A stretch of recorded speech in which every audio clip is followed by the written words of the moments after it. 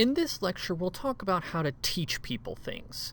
This will apply some of the concepts we discussed last time in dealing with audiences and apply it to a particular situation, which is teaching and instruction. This is not only useful for your demonstration speech, but in your professional life, you'll likely have to instruct someone eventually. And in order to instruct them, you have to understand how to reach them, which means you have to make audience central. To a large extent, when teaching something, this is not about how impressive you are or how smart you are. This is about trying to reach an audience member. So audience-centeredness remains a critical concept in education. But when we think about the audience for many educational situations, our author tends to say that less than 40% of people are ready to learn and engaged in a given audience. This might mean that some of those 60% are unprepared, or they're tired, or distracted, or something else, so we have to think about education in that context. That if we illustrate that and explain it further, we can see that our green circles representing our audience members and our red circles representing our speaker. We have one person totally with us, one person kind of with us about halfway, one person on the margin, and two are totally not there. What this sets is a standard to say that we don't have to reach everyone. And when we think about not reaching everyone, it's helpful to think about what communication is and how it works. Now, when we see Shannon Weaver's model of communication, which is explained more clearly at the website below and in other classes, we see that communication is a loop. It's often an interaction between speaker and audience, between sender and receiver. And this loop is important, and granted, the loop in communication itself is a lot more complicated. So we can see why this loop that could be about creating education, about creating message exchange, could in fact be much, much more complicated.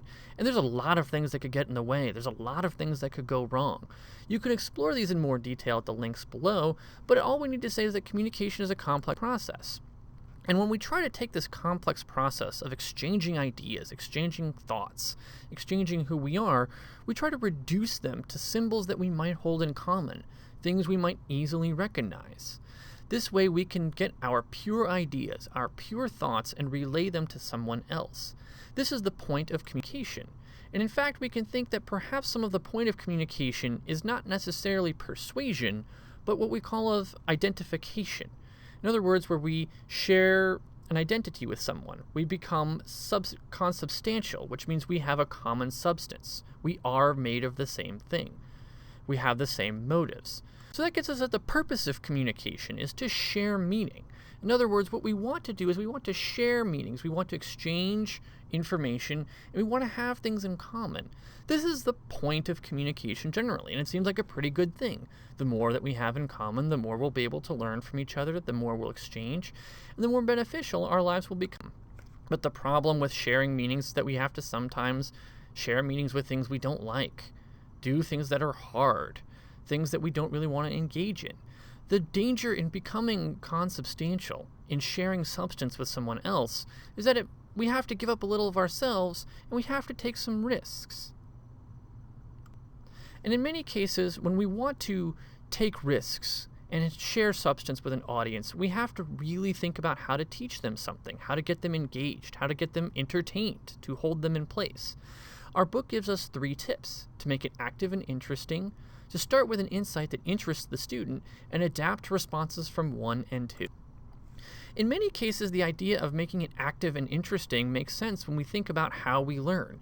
On the left, we see a graph representing the likelihood of how much information is retained immediately, and on the right and on the bottom axis, we see different methods. As you can see, saying and doing gives you high retention, and just reading something is fairly low. When we go back to this idea of engagement and making it interesting, we want to find something that interests not just ourselves as the teacher, but we want to find things that interest the students, the audience as well. We've all had the professor who loves a topic and the students clearly don't love the topic. So in order to teach a topic, a good professor will find things that will be relevant to the students. Now we know that we can't teach everybody at all times. And Aristotle makes this point as well when he talks about persuasion, that he compares persuasion to medicine. Tylenol or a pain reliever might not work on one person, but that doesn't mean that that same pain reliever doesn't work in all cases. Because we have to remember that individual cases may not always be representative. And in many cases, the thing that we do think of as representative is that most people listening to presentations really want the speakers to end. They want the thing to be over soon. So when you're teaching someone, you want to grab their attention and get to the point. And getting them to the point more quickly often means active engagement. That's really what they're looking for. And when we talk about this not just as a speaker, as someone teaching, but we have to think of our responsibilities as a student as well, which involves things like attending things that you're able to understand, maybe just a little higher, come on time and ready to go, attempt to apply something to an issue you have, and give the speaker the benefit of the doubt. These will enhance your educational experiences. The worst thing you can do as a student is what's called the sit and get. This is absolutely wrong. The sit and get is where your plan is to come in the room, sit down, and hope that the knowledge will somehow be absorbed into your brain. This is called the banking model, and this is often not conducive to good learning. Because as we see from this graph, if we simply hear something and see something, you're probably going to remember about half of what was said. Now, this graph represents that immediate as you leave the lecture hall. Over time, especially if you don't review, you're likely to remember even less, to the point that in 2 years, you might as well not even have gone.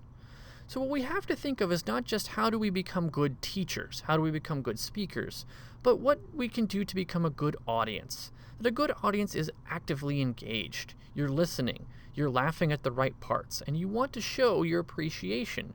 You want to be a good audience because good audiences create good learning, and good learning is what makes us all have shared meaning. So I want to thank you again for watching this video. We're hoping the timing works out a little better than it did last time. Doesn't look like that quite happened, but be sure to leave your comments in the space below, and be sure you're using the RISE model as well.